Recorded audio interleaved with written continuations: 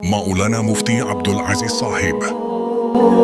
الحمد لله الذي هدانا لخير الأديان والصلاة والسلام على من أرسل إلى كافة الإنس والجان। আজকের আলোচ্য বিষয় হচ্ছে নারীর মর্যাদা রক্ষায় পর্দার ভূমিকা। এই বিষয়ে কিছু আলোকপাত করব। প্রিয় উপস্থিতি, সমাজ জীবন যখন বিশৃঙ্খলা, কুসংস্কার ও অপশক্তির অশুভপ্রেত নৃত্যে আচ্ছন্ন, পরিবেশ যেখানে বিষাক্ত ও কলুষিত, জীবনের সর্বক্ষেত্রেই যখন অবক্ষয়ের চিহ্ন সুস্পষ্ট, অজ্ঞানতার তামসিকতায় মানুষ যখন দিশাহারা, তখন আদর্শ ভ্রষ্ট মানুষকে তার হতাশা থেকে, অসহায় রুদ্ধশ্বাস অবস্থা থেকে মুক্ত করার জন্য ধরাধামে আবির্ভাব ঘটে জ্যোতির্ময় মহাপুরুষের।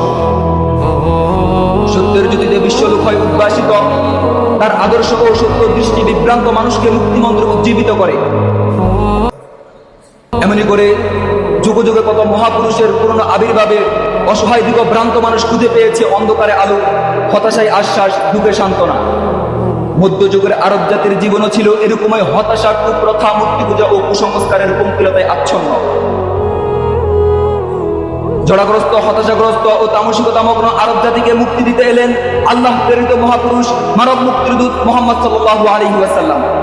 ফলে অধিকার বঞ্চিত নারীরা অধিকার ফিরে পায়, মর্যাদাহারা নারীর মর্যাদা প্রতিষ্ঠিত হয়, তাদের নিরাপত্তা কায়েম হয়। সেই নিরাপত্তাকে প্রতিষ্ঠা করতে ও তাদের সতীত্ব ও মর্যাদার হেফাজত করতে প্রবর্তিত হয় আল্লাহ প্রবর্তন করে পর্দার আমক বিধান।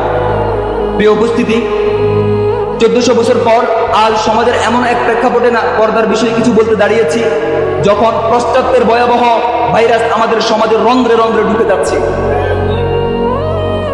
আর তাদের এই পশ্চিমের এজেন্ডাকে বাস্তবায়ন করার জন্য আমাদের সমাজের কিছু তথাকথিত নারীবাদী ও প্রগতিবাদীরা তাদের এজেন্ডা বাস্তবায়নের ক্ষেত্রে তাদেরকে সহযোগিতা করছে।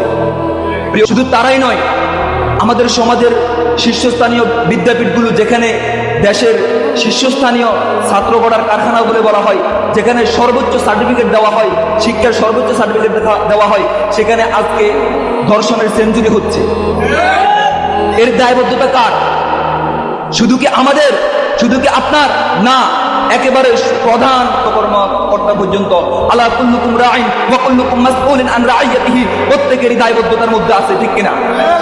প্রিয় উপস্থিতি, আজ প্রগতিবাদীর স্লোগান যারা দিচ্ছে, নারীর স্বাধীনতাকামী যারা স্লোগান দিচ্ছে, তাদের কথা অনুযায়ী নারীরা আজ কি পেয়েছে?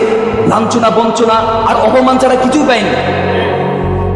আজ প্রতিটি সেক্টরে নারী সমাজের দিকে তাকান, তারা হয়েছে ধর্ষিত, না হতে নির্যাতিত।